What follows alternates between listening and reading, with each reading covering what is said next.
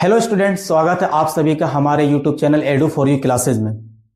आज हम क्लास 10 की एक्सरसाइज 1.1 को सॉल्व करने वाले हैं। 1.1 क्वेश्चन नंबर 1 देखें तो इनमें यह कह रहा है कि हमें ये गुणनखंड को गुणनफल के रूप में व्यक्त करना है। तो हम कैसे गुणनफल के रूप में व्यक्त करेंगे, चलिए हम इसको देखते हैं और समझते हैं। तो हमने लिया क्वेश्चन नंबर 140 को। अब 140 को हम गुणनफल के रूप में व्यक्त करेंगे तो सबसे पहले हम इसे डिवाइड करेंगे ऐसे नंबर से। ध्यान ये रखना है कि यही नंबर से डिवाइड करेंगे, सारा नंबर प्राइम नंबर से इनको डिवाइड करेंगे, क्योंकि ये फिर प्राइम फैक्टराइजेशन भी कहलाती है। तो हम सभी को प्राइम नंबर से ही चेक करेंगे। तो हमें पता है कि प्राइम नंबर क्या होता है, शुरू होती है प्राइम नंबर 2 से। 2 3 के बाद 5 के बाद 7 के बाद 11, यही सारे नंबर्स हम एक बार चेक करेंगे और डिवाइड करेंगे।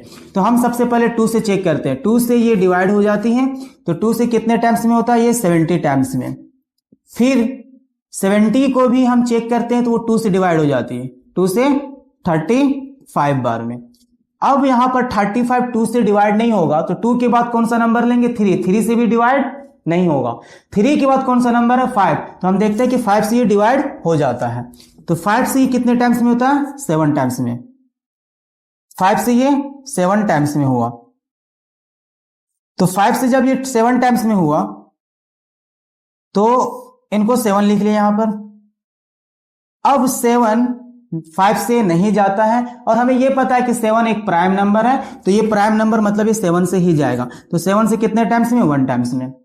अब ये हमारा यहां पर 1 आ चुका है, तो हम समझ जाएंगे ये हमारा सॉल्यूशन कंप्लीट हो चुका है।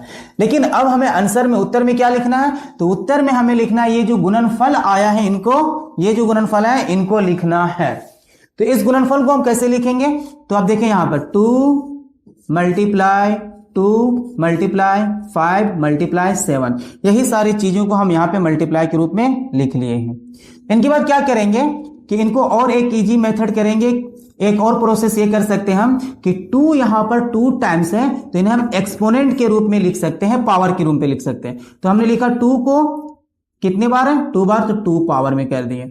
मल्टीप्लाई 5 सिंगल टाइम्स है, तो 5 को 5 रहने देते हैं, 7 को 7 रहने देते हैं। ये जो हमारा बना है, आप दोनों को सेम आंसर लिख सकते हैं। उत्तर में ये दोनों सही होगा, ये भी और ये भी। तो ये दोनों बेटर ये है कि आप इनको लिखेंगे और ये जो बन करके तैयार हुआ ये हमारा उत्तर है।